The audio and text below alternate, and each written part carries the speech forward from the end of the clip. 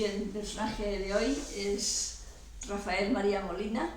Muchas gracias, Rafael María, por estar aquí y dedicarme un rato de tu tiempo y dedicarles a la gente que nos ve. Entonces, entre otras cosas, Rafael María es escritor e historiador, si no digo mal. Escritor y colaboro con diversos medios digitales. También, pues, por ejemplo, he participado en congresos, por ejemplo, los de Somatemps, la asociación que está llevando una valiente lucha desde hace años por la verdad histórica de Cataluña y de España. Colaboro habitualmente con ellos. Como historiador te interesa, claro, colaborar con ellos, lógicamente. Y he publicado un libro que se llama... se ha titulado Batallas olvidadas y claves ocultas de la historia de España, que agrupa mis artículos desde hace años en Somatemps y en otros medios digitales.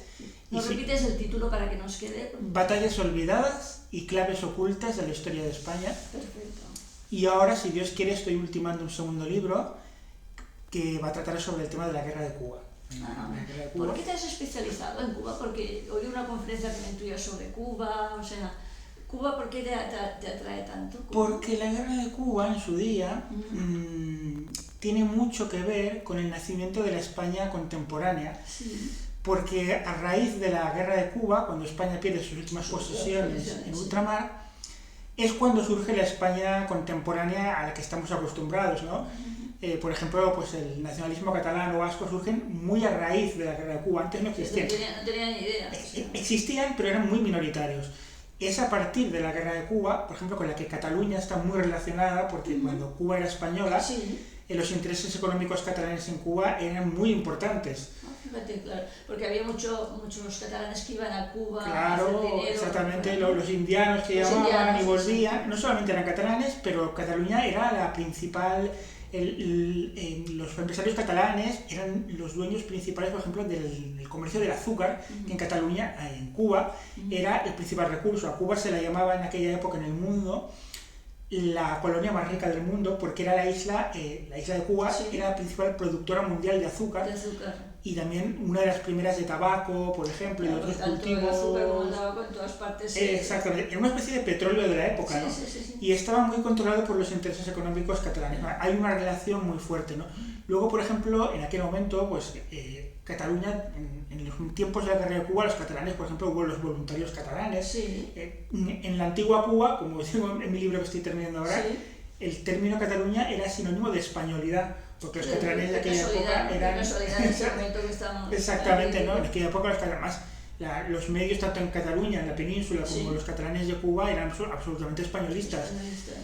Y es a raíz de la pérdida de Cuba, cuando se producen una serie de reajustes y de cambios también económicos en Cataluña por parte de ciertos sectores de la burguesía. Claro, porque como habían ido a invertir, dijéramos, o a hacer dinero o lo que fuera, pues se encontraron repercutidos por esta... Y quieren recuperar parte de sus beneficios perdidos, lo cual provoca un malestar en la burguesía, en ciertos, no en todas, ciertos sectores de la burguesía catalana, lo cual acabará llevando que esa burguesía, en los primeros años del siglo XX, parte de la burguesía catalana de apoyo al catalanismo, que era un movimiento político que existía, pero era muy minoritario. Y a partir de ese momento es cuando el catalanismo da el salto, a partir de 1900, y se convierte en una... Por ejemplo, el tema de Cuba es importante también, porque si uno ve, por ejemplo, el nacionalismo cubano, de los tiempos de la guerra... Exacto, hay un nacionalismo. Exactamente, que hubo, porque el ejército español se enfrentó en dos grandes guerras, primero con la guerrilla mambista, que llaman los guerrilleros independentistas cubanos, armados desde Estados Unidos, y al final de la Segunda Gran Guerra se produce la intervención de Estados Unidos, que nos quita Cuba, definitivamente Cuba, Puerto Rico y Filipinas, y otra serie de pequeñas posesiones que teníamos. Entonces, el nacionalismo cubano influirá también mucho, no en aquel momento, pero sí posteriormente, en el nacionalismo catalán, por ejemplo, porque vemos que muchas de los argumentos... Que se fijaron, digamos, en el nacionalismo cubano, ¿no? Exactamente, muchos argumentos del nacionalismo catalán eran originalmente del nacionalismo cubano. Esto que dicen ahora en tiempos que hemos ido, que es una infamia, ¿no? A España nos roba. Pero ese argumento ya lo habían dicho en su momento los nacionalistas cubanos, pues de José Martí, por ejemplo. No lo decían en estos términos, pero que era como que Cuba era muy rica, por el azúcar sobre todo, y estaba sometida a explotación española. Cuando Cuba se liberara de la dominación española sería un país muy rico y no sé qué. Y había un cierto supremacismo, ¿no? Por ejemplo, José Martí argumentaba que que Cuba era más rica que España, entonces ellos miraban hasta incluso por encima del hombro a la España peninsular, ¿no? Luego también, bueno, la bandera separatista catalana está copiada de la cubana, por ejemplo, también hay muy fuerte influencia, ¿no? Es curioso, por lo que cuentas tú ahora, yo no sabía todo esto, que nada se inventa, o sea, todo está inventado. Todo está inventado. Todo es una cosa que inventado. Muy bien, muy bien. Incluso, por ejemplo, hay otros momentos, pero ya la idea del nacionalismo moderado, por ejemplo, también se inventó en Cuba, ¿no? Porque había un partido que se llamaba Partido Autonomista de Cuba, que estaba en contra de la independencia de Cuba, pero quería una amplia autonomía y estaba ahí siendo muy ambiguo. Todo está inventado. Todo está inventado, porque no hay nada. Muy bien, pues, Rafael María. Pues mira, me gustaría que me explicaras un poquito qué es para ti la familia. La familia es la célula más básica de la sociedad, y decir eso pues suena un poco atópico, pero es que es verdad. Sin la familia no hay sociedad. Claro. Cuando alguien tiene una desgracia familiar, económica, personal o profesional, al final lo que queda, quien te salva es la familia. Claro. Normalmente no te salva el Estado, normalmente, no sé, al final, en qué momentos puedes tener subsidios, pero normalmente quien te da de comer, quien te tienes comida y casa. El Estado te puede dar un subsidio, pero el refugio, el calor, la dificultad y la ayuda sostenida y la comida y cama y todo, te lo da tu familia. Sin familia no hay sociedad. Realmente el Estado originalmente, como decían los padres de la Iglesia, pues tendría que ser una agrupación de familias. Claro. De ahí lo cual, si tú destruyes la familia, dentro de la dinámica enloquecida que sigue la política actual en España y en Europa, si tú destruyes la familia te cargas toda la sociedad. Y ahí la importancia de esto, ¿no? Claro. de que las familias estén bien estructuradas, y en ellas es donde se aprenden los valores, las virtudes, el espíritu de sacrificio, todas esas cosas. Exactamente. Yo también hablo por mi propia familia, ¿no? Exactamente. Bien, no sé si eres o no católico practicante o de cualquier otra religión, pero ¿qué es para ti el sentido trascendente de la vida? Sí, soy católico practicante. Sí.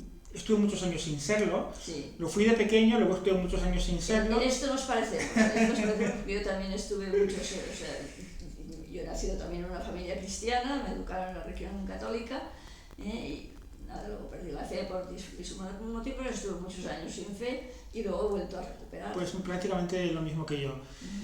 Y me di cuenta, al final, que me he dado cuenta pues, que la trascendencia, el sentido de la trascendencia, como decías, lo es todo, porque al final, si no crees en Dios, o sea, si no crees que puede haber una vida futura y eterna y un ser supremo que de alguna manera, aunque respetando la libertad, organiza un poco el universo y que te da la esperanza de una vida eterna, si no crees en eso, la vida es muy terrible, muy dura. Yo pongo siempre un ejemplo que es muy burdo. Difícil de soportar. Imagínate tú que te levantas, comes, vas al lavabo, te acuestas, o sea, dices, realmente, si este es el ritmo. La vida de un animal, ¿no? Dice que la felicidad de un animal pues consiste en aparearse y en comer prácticamente. Entonces, eso hoy en día casi es lo que el mundo te transmite, que tiene que ser la felicidad de un ser humano, ¿no?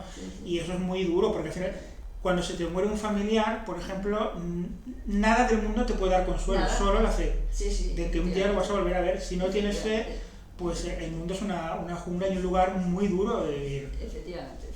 O sea, podríamos decir que el mundo es una jauría humana que necesita de un ser paterno, creador, y que nos da un bienestar mayor en el trascender. Exactamente.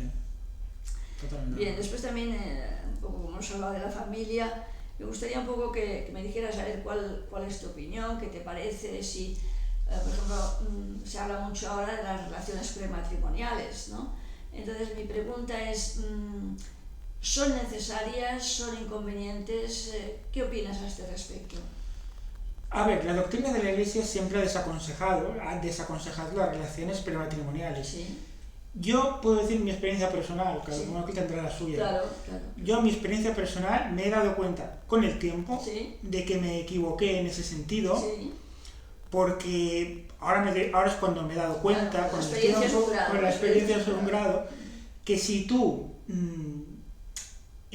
gastas, por así decirlo, lo mejor de la unión física con la persona a la que amas, antes del matrimonio, luego, cuando llega el matrimonio, has perdido algo muy importante. Ya no es lo mismo. O sea, de repente parece que ya has gastado el mayor entusiasmo de unión física, por así decirlo. Si ya lo has gastado antes del propio matrimonio, has perdido algo muy importante. Luego sí, pero ya no es lo mismo. Entonces ahí has perdido un elemento de unión que puede cimentar mucho la relación. Aparte también me parece, no sé, que es un poco decir, bueno, pues lo uso y lo dejo, o sea, es como usar y tirar, o sea, es, claro, como, sí. es cosificar quizá a la persona, especificar a la persona. Hoy en día muchas veces pues ya no conduce un matrimonio, pero es que si luego, incluso conduciendo un matrimonio, si las tienes relaciones con esa persona, luego el matrimonio has perdido algo muy importante, al menos en mi experiencia, pues yo por eso que me equivoqué. Y luego lo que dices tú, pues si ya ni siquiera conduce a ningún matrimonio, pues es usar y tirar, y al final es una vida de animales, lo que decíamos antes. Ahí la importancia de... Yo también hablo a veces cuando trato a chicos y chicas jóvenes, ¿no? Siempre les digo, es muy importante que antes de casaros tengáis una comunicación, o sea, porque la comunicación es imprescindible, me parece a mí, para que luego en la cama, con perdón de la expresión, pues también las cosas vayan bien. O sea, es muy importante. Exactamente. Esa comunicación no es que se tenga por esa relación prematrimonial que es carnal simplemente. Claro. O sea, la relación tiene que ser de comunicación para que luego haya esa comunicación íntima. Exactamente. Primero tienes que conocerte un poco antes de ir a la cama, porque si vas a la cama sin conocer a la otra persona, es un riesgo en todos los sentidos, ¿no? Y luego al final queda en nada y luego queda un terrible vacío, puede quedar que es tremendo, ¿eh? Perfecto. Mira, hace unos días leí que un reino dividido no puede subsistir. Entonces, como historiador, aunque ya nos lo has explicado un poquito al principio, ¿qué piensas de las independencias vasca, catalana y de otras autonomías que parece que se van a... Bueno, normalmente sí, España tiene desde hace un siglo pues el problema del separatismo catalán y vasco, el nacionalismo catalán y vasco. Sí, hay núcleos más pequeños en otras regiones, pero normalmente es en Cataluña y Vascongadas. Y bueno, pues es un tema complejo, pero hay que partir de la base de que estas ideologías se basan en la tergiversación absoluta de la historia. Sí. Porque durante siglos, tanto Cataluña como Vascongadas fueron plenamente hispánicas. Vascongadas, vamos, de un modo absoluto. ¿Por qué aparece esto? Porque es una mezcla de varios factores. En parte el romanticismo del siglo XIX. En Cataluña, por ejemplo, hubo la Renaixença, que es el fenómeno cultural, literario. Culturalmente fue muy positiva la Renaixença. Exacto. Y de hecho, la Renaixença, durante casi todo el siglo XIX, no era en absoluto contraria a España. Había un amor por la literatura catalana propia, recuperar la cultura catalana. Pero dentro de España, porque si tú ves, por ejemplo, los autores principales de la Renaixença, muchos de ellos escribieron cosas absolutamente llenas de amor a España, ¿no?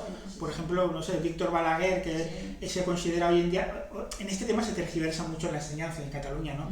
Te venden como prohombres del nacionalismo catalán gente que eran absolutamente españolistas, ¿sí? Que eran provincialistas, como ellos se definían, pero su amor por la cultura catalana, por ejemplo, estaba plenamente dentro de España, ¿no? Por ejemplo, pues Víctor Balaguer hoy te lo venden, que era un literato y un político del siglo XIX, te lo venden como un catalanista, cuando en realidad escribió pues, un libro dedicado a la bandera española, un libro lleno de gestas dedicado a glosar el ejército español en la guerra contra Marruecos, el general Prim de 1860, por ejemplo, que entusiasmó a la Cataluña de la época, los voluntarios catalanes.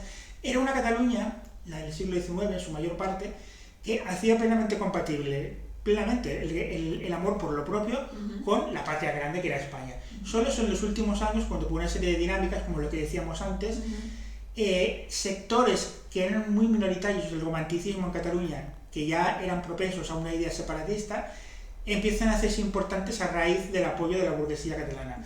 Y entonces a partir, hay entre ese elemento de insolidaridad, por ejemplo, y luego también fue muy importante, eso lo explicamos bien, por ejemplo, el profesor Barraicoa, que es un experto en esto, el hecho de la pérdida de la fe religiosa, porque la fe cuando se va enfriando, en las zonas rurales, por ejemplo en Cataluña y Vascongadas, progresivamente irá siendo sustituida por una religión de sustitución que al final es el catalanismo o el nacionalismo. Es que de hecho el hombre es un ser espiritual, con lo cual necesita algo espiritual, ya sea esto bueno o malo, pero necesita creer en algo. Y a veces pues se cree en algo aunque sea una ideología muy falsa, ¿no? Y eso pues en Cataluña lo hemos visto. Y son ideologías, por eso el mismo Prat de la Riba, que es el padre del catalanismo conservador, él mismo reconocía, lo decía él mismo, que el catalanismo se fundamentó en el odio. Lo dice él mismo, ¿no? Qué pena, el odio. Qué pena, sí. Sí, exactamente lo que decía. Y él mismo lo dice en sus escritos, reconoce como dice, hicimos una gran labor para eliminar el amor a España en Cataluña, que nos costó mucho. Fíjate tú. Y claro, cuando al final del odio no puede surgir nada bueno, porque el propio creador de una ideología, en su vertiente conservadora en este caso, de arriba, te reconoce que es una ideología que surge del odio, es difícil que del odio pueda surgir el amor, del odio solo puede surgir el odio. Pienso que se puede respetar perfectamente la cultura de cada región o de cada autonomía, que no se llaman autonomías, porque es verdad, España es muy rica. Es decir, que me acuerdo que cuando yo era joven, porque también he sido joven cuando era joven, todavía entonces viajaba mucho por el extranjero. Y mi padre siempre me decía, con lo bonita que es España, ¿por qué no viajas a España? ¿No?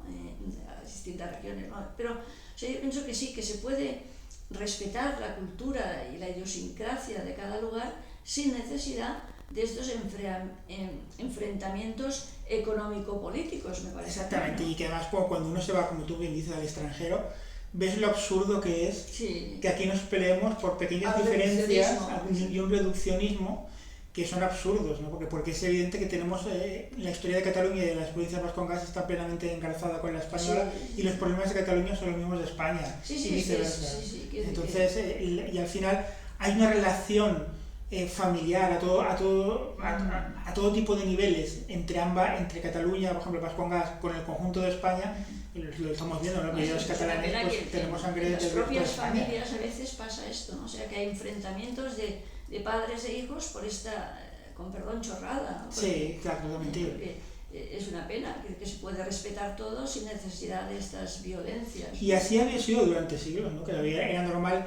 Decía Josep Pla, hablando de este tema, decía, los catalanes siempre habíamos sido españoles, lo dijo él, hasta que un día empezaron a decirnos que no lo éramos, o sea, pero siempre lo habíamos sido, o sea, de forma natural, esa Cataluña de la guerra de independencia contra Napoleón, que con la españolidad por todas partes, el timbalé de Bruc, pero que era luchando junto con el ejército español, la defensa de Gerona contra los franceses con la bandera roja igual la española, los voluntarios catalanes del general Prim con la bandera de España en Marruecos y con sus barretinas, y los voluntarios de Cuba, ese famoso cuadro donde embarcan a Cuba en la Primera Guerra, los voluntarios con sus barretinas en el puerto de Barcelona y lleno de banderas españolas, que es la que llevan.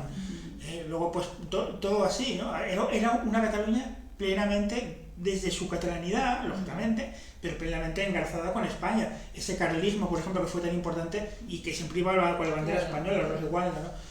Y por lo tanto, estas ideas hay que tener en cuenta que parten de la negación de la historia y de la tergiversación de la historia y de la imposición de la mentira sobre la verdad. Por eso también creo que en general el problema que tenemos en nuestro mundo es la defensa de la verdad, porque la verdad está tan... existe la verdad objetiva, pero está tan ocultada. Ya lo decía Benito XVI, ¿no? Estamos en la dictadura del relativismo. Del relativismo y de la mentira. Y de la mentira. Entonces, claro, fundar una cosa con la mentira... pues es como crear una casa con los cimientos podridos, ¿no? O sea, la casa se cae inmediatamente. Exactamente. Totalmente, para terminar lo que me comentabas ahora, este tema de los nacionalismos catalán y vasco.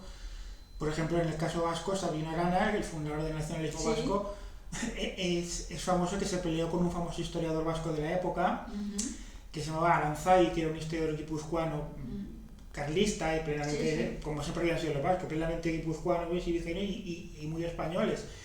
Y cuando Aranzadi le demostró con una serie de cosas que la historia guipuzcoana o vizcaína estaba llena de lealtad hacia la corona de Castilla y de España, al final Sabino Arana hay un momento que le contesta en una especie de polémica mediante cartas que tuvieron, epistolar, bueno, al final viene a decirle, me da igual, porque lo importante es el amor a la patria, en su caso Vizcaya, desde que él llamaba, por encima, si a usted le interesa más la historia, pues le interesa más la historia, pero a mí me interesa más el amor a la patria, es decir, que venía a decir, bueno, pues si hay que mentir y tergiversar todo, pues se tergiversa.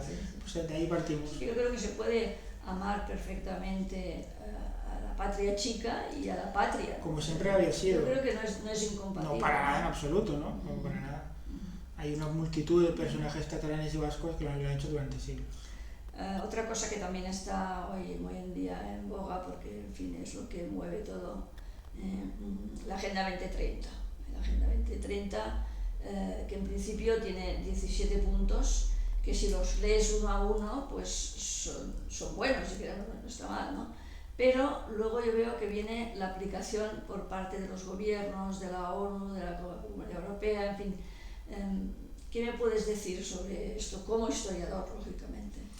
No soy muy experto en este tema, por ejemplo, vosotros habéis visto conferencias de gente que sabe muchísimo, pero sí, por lo que se va sabiendo de la Agenda 2030, es evidente que hay un designio detrás, parece evidente un diseño profundamente anticristiano y profundamente antihumano, porque al final la implementación práctica de los puntos que en teoría son muy bonitos de la agenda de acabar con la pobreza, la igualdad, no sé qué. Esto, que no haya hambre en el mundo, es que esto es casi imposible, yo creo, ¿no? Claro, a no ser que hagan lo que hacen, ¿no? El aborto, la eutanasia, todas estas cosas. No, y ahora sí siempre va a haberla, ¿no? En el fondo es prometer paraísos sobre la tierra, como ya lo prometió en su día pues Marx, por ejemplo. Pero claro, y la Agenda 2030 en el fondo pues es el marxismo del siglo XXI, en el fondo, ese marxismo de las élites, ¿no? Con grandes empresas, pero donde sectores enteros son eliminados, por ejemplo pues los agricultores, por ejemplo los pescadores, el pequeño comercio, los autónomos, en base de unas pocas manos que detentarán el poder económico y político. Y al fin y al cabo, todo en aras de un designio, por lo que se va sabiendo, pues que es netamente anticristiano, porque se trata pues un otorgado de la implementación de la agenda. O sea, digamos que es como hacer su propio mundo, ¿no? Claro. O sea, X personajes del mundo, Exactamente. personajes del mundo con poder económico. Exactamente.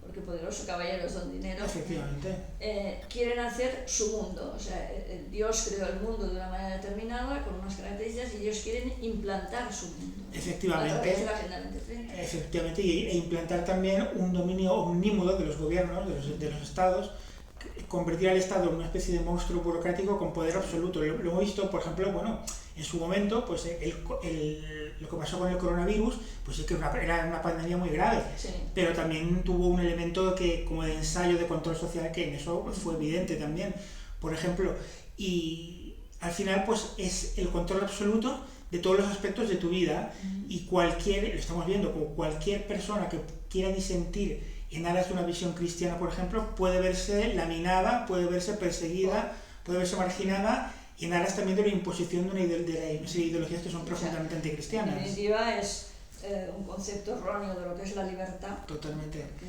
En nombre de la libertad se instaura una tiranía, que algunos ya lo decía Orwell, pero ya lo habían dicho algunos en tiempos de la Revolución Francesa, por ejemplo. Claro. La libertad en nombre de la tiranía, o sea, conduce a la tiranía. Como tú dices, la Revolución Francesa fue contra la monarquía, pero al final Napoleón se declaró emperador. O sea, pero no olvidemos que el famoso lema revolucionario francés, libertad, igualdad, fraternidad o muerte, que siempre se olvida esta última parte. Esto no lo sabía yo. O muerte de los que se oponen al programa nuestro. Es interesante esta libertad, igualdad, fraternidad o humor, como decían ellos, o muerte. Humor. Eso siempre nos lo cortan. Nos lo cortan, sí. Y en el fondo es lo mismo, es la aplicación de esos principios al siglo XXI. Así muy brevemente, que también lo hemos tocado un poco, ¿qué son para ti el amor y la persona? Bueno, pues el amor y la persona yo creo que es el fundamento de todo, y yo creo que el amor es lo más importante que hay en esta vida. También soy de los que creo, y me gustó mucho alguien que escribió, que el amor no es para todo el mundo, porque el amor, aunque en teoría todos tenemos que cultivarlo, pero no es fácil. El amor es para personas valientes, porque exige mucho sacrificio. Estoy de acuerdo con esto. No todo el mundo consigue alcanzar el nivel óptimo de amor hacia los demás o hacia otra persona. Por lo tanto, no es fácil. Yo creo que hay que rezar mucho a Dios, tenemos que cultivarlo y rezar mucho para que nos sea otorgado el don del amor. Pero el amor cuando surge es lo más importante de la vida, porque al final hay situaciones en las que es verdad que no es un tópico, que te das cuenta que si no tienes el amor, si no amas a los demás, no te entregas, no te abres a los demás, al final has perdido mucho. De hecho es que la persona es un ser sociable, o sea, ha nacido para ser sociable, ¿no? Entonces, y dentro de este ser sociable está el darse a los demás. Exactamente, darse a los demás. Es muy importante y una de las cosas que yo pienso que son más difíciles en el amor, en la caridad, es meterte en el pellejo del otro, ¿no? O sea, querer a cada uno como quiere ser querido, no como tú quieres quererle, ¿no? Sino como... Querer a la otra persona como es muy difícil, y no como exactamente te gustaría hacer que fuera, ¿no? Exacto. Puedes ayudar a la otra persona sí, pues lógicamente pues a mejorar, eso es evidente. Ahora, de ahí uno de los problemas, uno de los riesgos es intentar que la otra persona sea una fotocopia de lo que a ti te gustaría. Eso a veces es por eso, una gran dificultad. Yo creo que por eso es tan difícil, ¿no? Pero no es imposible. No, no es imposible, poco a poco. De hecho, hemos sido creados por amor y para amar. O sea, exactamente. ¿Y la persona, cómo definirías tú la persona? Bueno, pues la persona, el ser humano, es la gran obra del Señor. El ser humano, por lo tanto, está muy ligado con el amor, porque al final el amor es el respeto, la caridad en sentido más amplio hacia otras personas, ¿no? Y entonces, claro, si tú te das cuenta, el amor es lo contrario al egoísmo y a la indiferencia.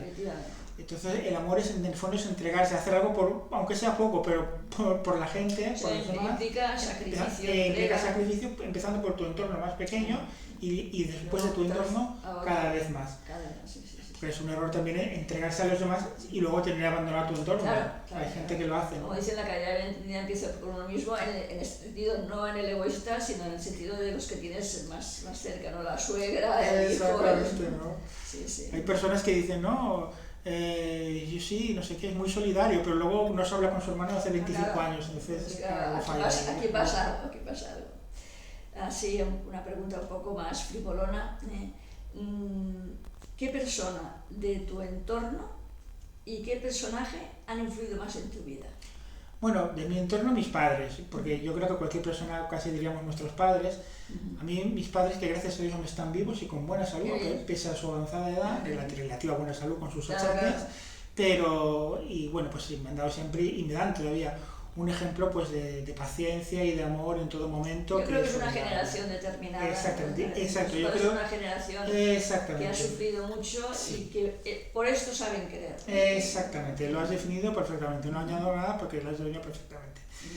Y en cuanto a personas así más famosas, hombre, me gustaría decir que el Señor, que Jesucristo, es el que más me ha influido, pero claro, no sé si estoy a la altura de poder decir que imito su vida y su ejemplo.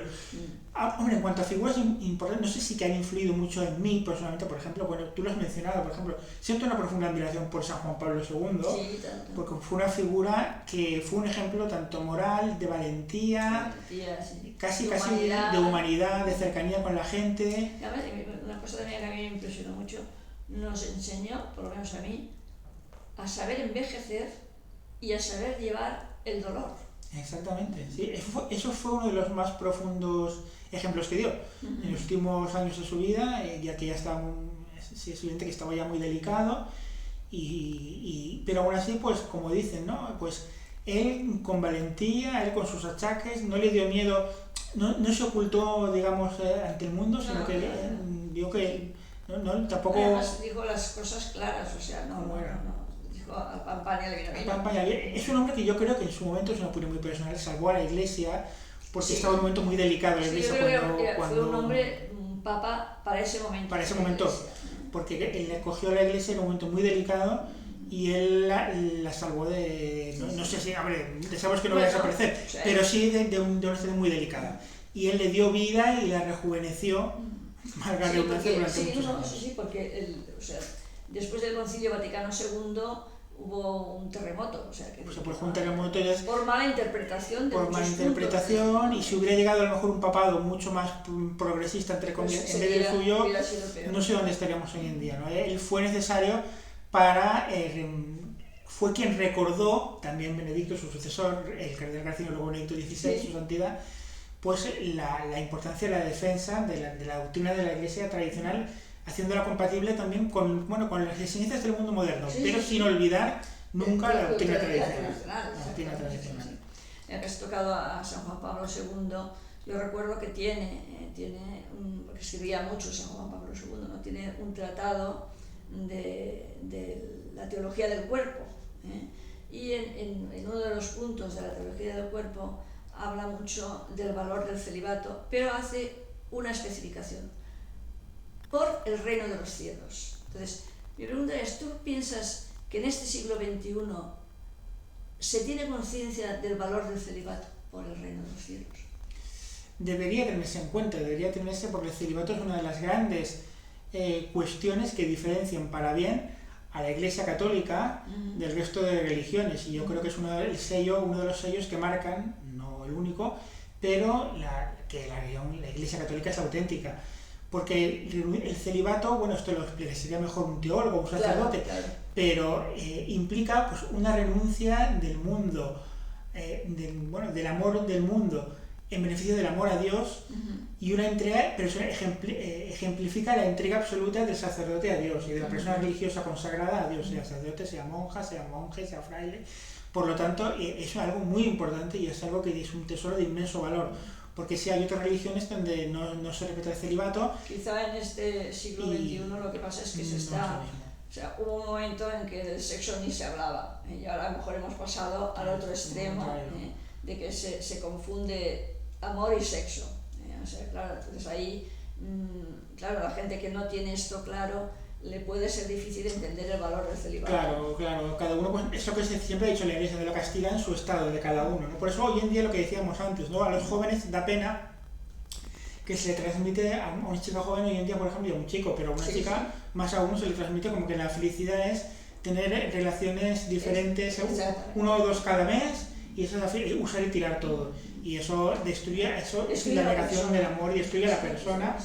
Y que deja un hueco y una huella. Una huella que es terrible. Bueno, de hecho, en estas cosas que lo hemos visto, ¿no? Que aquí siempre vamos años atrás, ¿no? Que en el extranjero hay muchos sitios que ya lo de la transexualidad y todas estas cosas están echando marcha atrás. Porque es una aberración tal que se introduzca en los colegios, que además yo, por personas muy allegadas que han ejercido y ejercen la enseñanza en un instituto público, sé que lo está pasando muy mal porque son personas de fe y es terrible lo que están viviendo, las charlas continuadas de introducir a los niños en todo ese tipo de aberraciones. El otro día yo estuve en una conferencia que hablaba un poco de esto y decía, ¿no?, que ahora ya los niños ven pornografía antes de los 8 años. Entonces, claro, yo creo que es dar explicaciones que a lo mejor no son necesarias ni por las personas adecuadas ni en el momento adecuado. Porque, claro,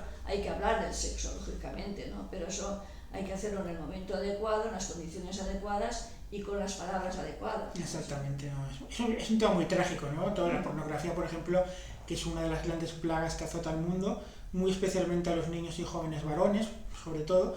Había un dato hace poco que salió que es demoledor, ¿no? Que decía como en Estados Unidos, y yo creo que sí, va lo mismo para España, por desgracia, el 40% de los niños de 12 años, casi la mitad, de 12 años, son adictos a la pornografía en el móvil. Adictos, con 12 años. Es tremendo. No, sobre todo, yo ya no hablo desde el punto de vista moral, sino desde el punto de vista de persona, ¿no? Claro, de hecho, destruye por alguna adicción que destruye a la persona y puede destruir a otras personas. Claro, porque pueden pensar que es un concepto de la moral católica, no, yo creo que es un concepto de la humanidad, o sea, de la persona en sí misma, ¿no? Yo he conocido a alguna persona que hoy en día es adolescente, bueno, ya no es adolescente, pero y que ella misma me ha dicho, un joven que me ha dicho, dice, nos asombramos nosotros mismos de lo que nos enseñaban en clase, dice, pero ¿cómo nos enseñan estas guardadas en clase? ¿Cómo nos enseñan esto?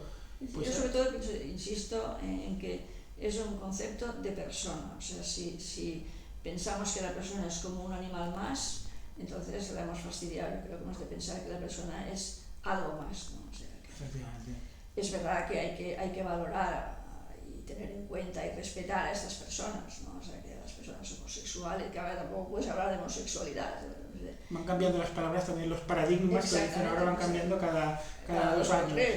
Entonces, claro, que una cosa es que se respeten a estas personas porque son personas, justo por esto, porque son personas, y lo otro es que se diga... Y otro, poner como ejemplo lo que es una desviación y que al final provoca la infelicidad, ponerlo como ejemplo y como algo absolutamente deseable. Porque en el fondo también, detrás de la promoción de ese tipo de ideologías están los poderes del mundo que quieren también que cuantas menos personas haya en el mundo mejor, ¿no? Y una forma de hacerlo es mediante la promoción de la... Es una manera de aumentar su propio capital. Claro, efectivamente, ¿no? Es decir, que bueno, no solamente pues que todos esos temas, no solamente que son pecado moral, que lo son, sino que es que al final destruyen la sociedad. Por eso digo que es un problema no ya de moral, sino de lo que es la persona, no del concepto persona. El futuro, no sé si estás de acuerdo o no, yo creo que está en la juventud, ¿no? Porque bueno, tipo, tienen todo por delante, ¿no? Entonces, ¿qué les aportas y qué les pedirías? No sé yo sinceramente qué aporto. Lo que sí me gustaría aportar a la juventud, pues modestamente con mis escritos y los libros que si Dios quiere voy publicando, es poner mi granito de arena, lo que decíamos antes, lo que estamos diciendo en toda la entrevista, de la lucha por la verdad. Yo lo que intento modestamente dentro de mis capacidades, pues es poner en este caso la verdad histórica, pues es que en general tenemos el problema en el mundo en que la verdad objetiva, que aunque existe, está tan oculta, nos llevamos tantas... Te iba a preguntar sobre la verdad objetiva. Exactamente.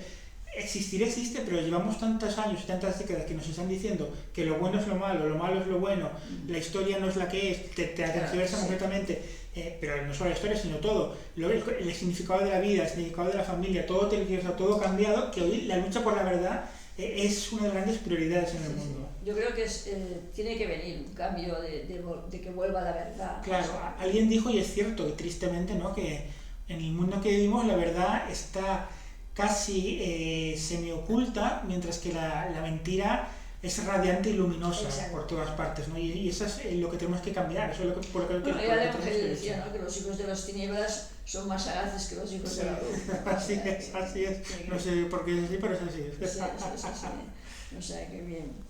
Bueno, no sé si sabes algo del Opus Dei o no, pero ¿qué opinas de ello? Y también ¿qué opinión tienes del Papa Francisco? Bueno, vaya por delante que ni soy del Opus Dei, ni lo he sido nunca, ni ninguna persona de mi entorno más directo ha sido del Opus Dei. Ahora, yo sí lo soy, sí. Pero yo la opinión que tengo del Opus Dei en general es buena, porque al final yo, por lo que sé de San José María Escrivá de Balaguer, no soy experto en su vida, pero él pretendió que ya viendo que el mundo estaba muy secularizado, ya incluso en su época, y que la ola secularizadora iba a aumentar, como ha aumentado, y tiene una importancia hoy abrumadora, pues yo creo que él quiso santificar el mundo moderno. De alguna manera él quiso que la religión estuviera presente con personas que en los ámbitos profesionales o públicos o no públicos pudiera estar presente en una visión religiosa. En el año 1928, que fue cuando nació, que se dijera que los laicos podían llegar al cielo sin ser curas ni monjas, pues eso, claro, sí, era un boom en ese momento, sí. Era un boom, y se entiende que no se entendiera, ¿no? Pero lógicamente, pues a través, en definitiva, de lo que nos enseña es a hacer bien el trabajo, por decir de alguna manera, donde creces en virtudes para ir al cielo. O sea y esto pues intentas transmitirlo a los demás, ¿no? Efectivamente, por eso me merece mucho respeto el Opus Dei. Tendrá sus, como cualquier ser humano. Yo siempre digo que el defecto del Opus Dei somos los que formamos el Opus Dei, los humanos. Es lo que pasa con la Iglesia, ¿no? La Iglesia es perfecta, pero las personas que la forman muchas veces no lo son, ¿no? Pero bueno, la intención genuina del Opus Dei me parece buena. ¿Y del Papa Francisco tienes alguna opinión? A ver, el Papa Francisco pues es el Papa, obviamente pues lo reconozco como Papa, pero merece un respeto, y más siendo el Papa. Claro. Tengo muy presente, y realmente cuando puedo lo hago, que él siempre lo dice, esto que él siempre insiste, rezad mucho por mí, rezad mucho por mí, porque yo sinceramente también soy de los que creo que Papa no envidiaría ser Papa, porque creo que el Papa debe ser muy difícil y además debe ser la persona del planeta que va a tener un juicio más severo. En él, sí. Exactamente, ¿no? Y entonces, ahora, pues muchas veces, no oculto que suspendo el juicio de muchas cosas que dice, pero también hay cosas que las hace aquí. Por ejemplo, también dice cosas muy, muy interesantes sobre el Señor, a veces sobre la Virgen, reflexiones muy interesantes. Me quedo con toda esa parte que es muy positiva, pero también hay una parte importante de él que yo suspendo el juicio, reconociéndolo como quizá lo que hay que distinguir es cuando habla como Papa. Exacto. Y cuando habla como Bergoglio, ¿no? O sea, ahí está la dificultad de saber distinguir las dos cosas. Exacto. Por eso yo, volviendo a lo que decimos un poco antes, desde el respeto al Papa Francisco, pero yo pues yo ni más de los papas que yo he conocido, he sido contemporáneo, pues Juan Pablo II ha sido mi mayor, digamos, inspiración. Sí. A un Juan Pablo II a quien vi de pequeño cuando vino a España, Sí, en Barcelona, en Sagrada Familia. Es un recuerdo lejano que tengo sí, con 6 o 7 años, oyendo con mis padres un día que llovía en el Papa Móvil. Sí. Pero bueno, así es. Bien. ¿Cómo ves, no el futuro inmediato, sino el futuro que tendrán los que ahora son infantes? Yo, a ver, tampoco podemos pintar la realidad de color de rosa, si no lo es, bueno, pero en el sentido de una realidad muy positiva, ¿no? Pero a ver, yo a veces pienso, soy de los que creo que si el mundo hoy está en una situación terriblemente difícil y complicada, tal con la dinámica que vamos, aún será peor para muchas veces para la gente de las generaciones que vivan dentro de 40 o 50 años, porque se van a encontrar en Europa que, por ejemplo, puede ser que sea mayoritariamente ya musulmana, por ejemplo, Claro. con los cambios trascendentales que todo eso conlleva, ¿no? Por ejemplo, a veces pienso que la verdadera gente que son dignos de lástima son las generaciones futuras. Por eso es muy importante, ahora que aún estamos a tiempo, pues lo que decimos siempre, luchar por la verdad a todos los sentidos, ¿no? Ha habido unas elecciones europeas hace muy poco y yo creo que es un motivo de esperanza que las opciones políticas que representan un poco la defensa de las raíces cristianas de Europa, con todas sus imperfecciones que tienen muchas formaciones políticas, Europa empezó cristiana. claro, están aumentando, pero se está cada vez más claro el fenómeno de que una parte muy importante de Europa está reaccionando por fin y se ha dado cuenta de que reaccionar porque si no nos llevan al abismo. Por lo tanto, al final yo lo que os haría es la lucha por la verdad, lo que decimos siempre, a todos los niveles, política, histórica, teológica, de religión, de lucha contra las ideologías modernas, las ideologías me refiero anticristianas, modernas. Quizá hay también la importancia de una buena enseñanza, ¿no? De la familia, de la enseñanza, ¿no? O sea, la lucha por la verdad, no tenemos que dejar la lucha por la verdad, aunque esté difícil, complicado, tenemos al final ir a por ello. Al final sabemos los cristianos, los católicos, que el triunfo final será nuestro. No sabemos cómo, el Señor interviene en la historia con sus designios misteriosos, pero sea como sea, no podemos dejar de luchar. Oye, ya para terminar, danos un consejo optimista para la vida. Bueno, no sé, yo tampoco soy ningún maestro de la autoayuda, yo simplemente pues recomendaré a la gente que, pues también como decíamos, el sentido trascendente es algo que te ayuda mucho en la vida, porque hay situaciones, sobre todo eso lo vas viendo con la edad, que las ideologías y las visiones del mundo y las luces del mundo, por así decirlo, no te van a ayudar en absoluto.